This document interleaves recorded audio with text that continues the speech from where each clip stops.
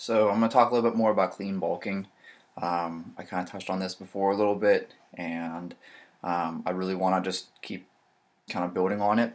So one of the things I always try to preach to people is that because you're bulking, it's not an excuse to get fat. In fact, it's actually counterproductive for you to get fat because if you start getting fat because you're eating all kinds of shitty food, you're going to wreck your insulin sensitivity.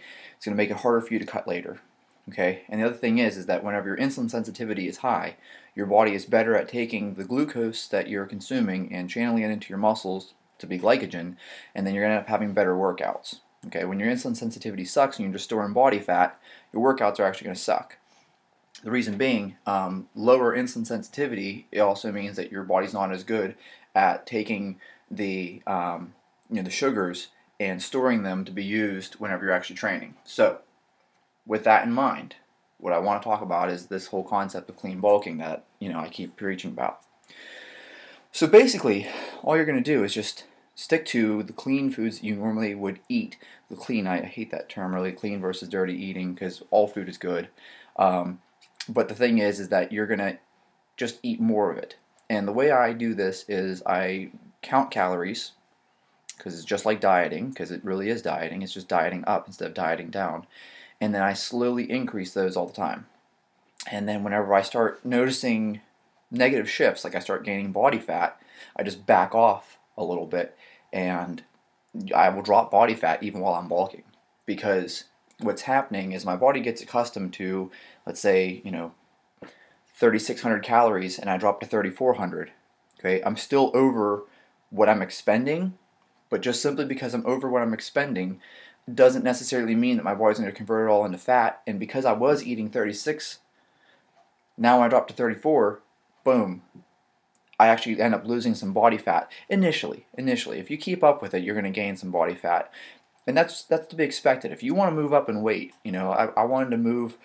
My goal, where we'll see if I get there or not, was to go from the 135 that I was to being about 155 at the same body fat percentage. The thing is, you have to overshoot it first. So, right now I think I weighed in at 163.8 today. So, I'll probably keep bulking till I hit about 170, and then once I'm at 170, then I'll try to cut, and I'll see where I end up whenever I cut.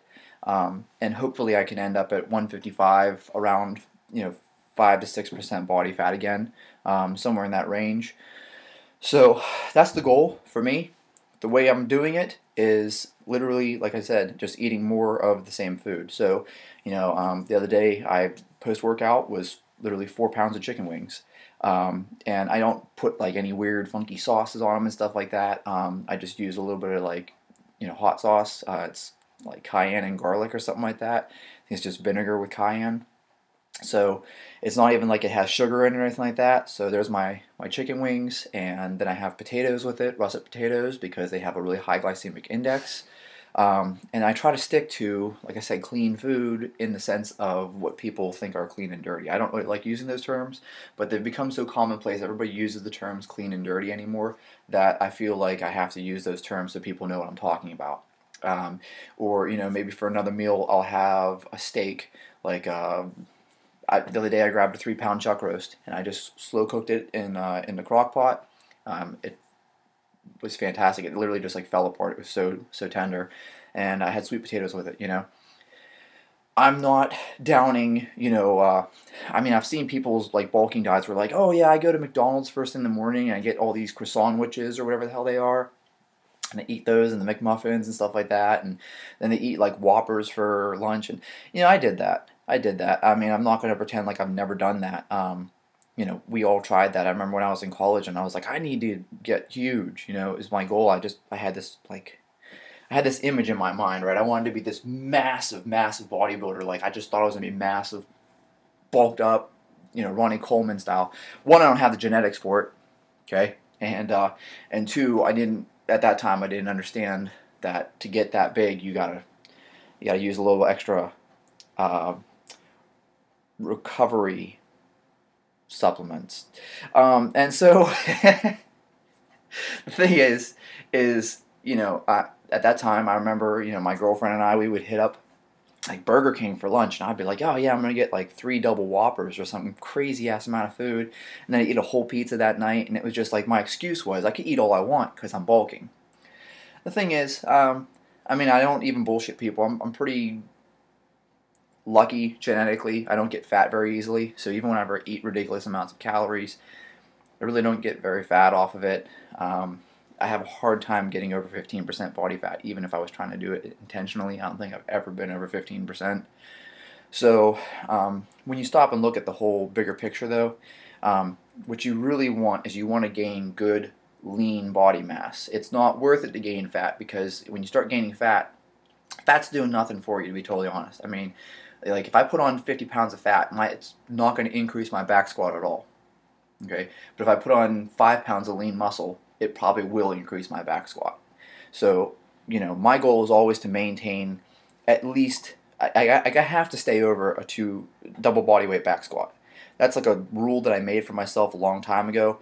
If I ever drop below a double body weight back squat, then I got to change something. And even whenever I was training, because I wanted to become a Navy SEAL, and I was doing tons and tons of running. I mean, I was running like 6 to 8.5 miles a day every day. As soon as my back squat started to go down a little bit too much, because it's going to go down. Okay, there have been times in my life where I was squatting over 3 times body weight, but at that time all I did was lift. I didn't do any cardio at all. I didn't do any Metcon. I didn't do anything over like 2 reps, which honestly, that's how I prefer to train. Okay, it's the way I'm built. I like explosive things. It's sprinting, jumping, the Olympic lifts, squatting heavy. That's my thing. Okay, if it's over 2 reps, it's cardio. But in any case, my point being that I use that as my litmus test. So I say, hey, I need to stay over double body weight squat. If my squat starts to come down, then I decide, hey, I'm doing too much cardio, I'm doing too much endurance, I'm doing too much Metcon, I'm doing too much shit. I'm doing way too much other garbage. So then I refocus, get back on the lifting, focus on keeping my squat up. The thing is, same thing goes for your body weight. If my body weight goes up too fast, okay, so if I go from 135 to 185 and it's mostly fat, there's no way that I'm going to maintain that double body weight back squat, because as I get fat, that fat isn't helping me move any more weight.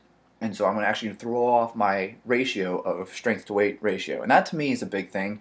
I realize, let me just put this out there, depending on your sport, okay, if you're a power lifter or something like that, disregard everything I just said.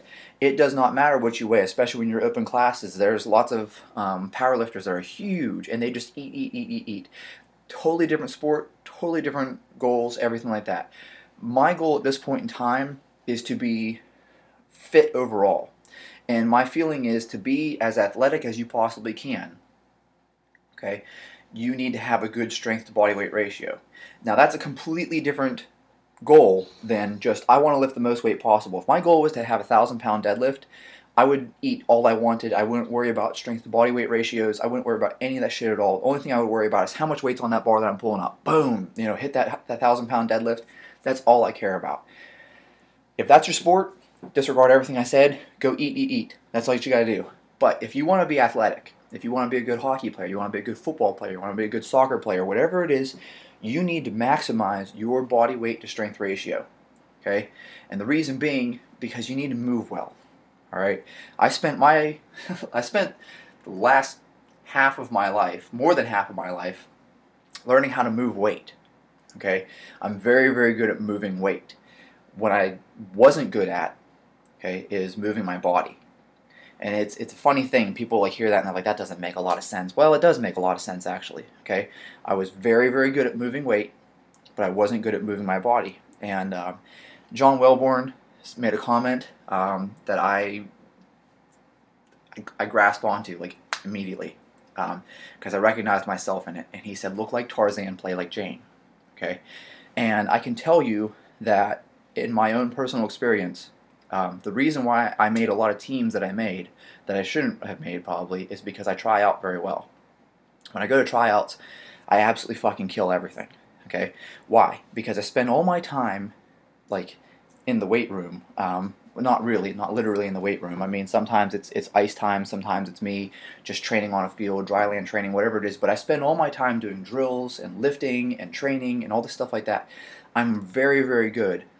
Even the NFL Combine, actually. I trained a guy for the NFL Combine, And, you know, I would do the test with him sometimes just to be competitive.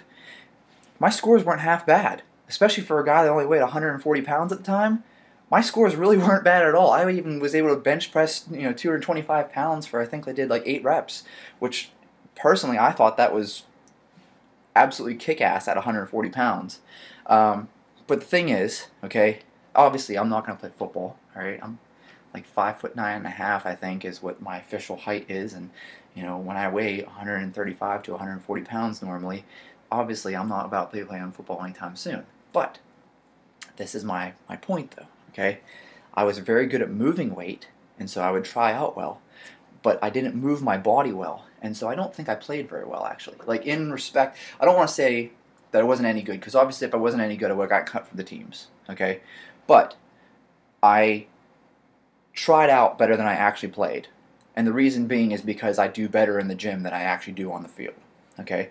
And so that's when I started making a shift in my training. And this has actually been years. Okay? This has not just been like, oh, I just started doing this last week. This has been years where I started training and focusing on actually being athletic and moving. I spent more time jumping, long jumps, broad jumps. I would do like a triple jump. I don't know if people are familiar with track and field, but I would do a triple jump. I started practicing handstands on parallettes. You name it, I started trying to work on mobility.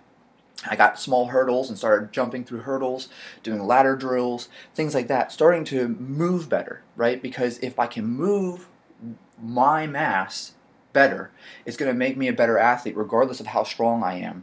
Because if I can outmaneuver the other guy, if I can outrun the other guy, if I can accelerate faster, it's not even about top end speed. Sometimes it's just about acceleration. My car goes to 30, but it goes to 30 in 1 second. Your car goes to 60, but it takes you 10 seconds to get there. I'm actually going to beat you to the ball most times because it's not going to be far enough away that you're ever even going to reach your top end speed. Okay.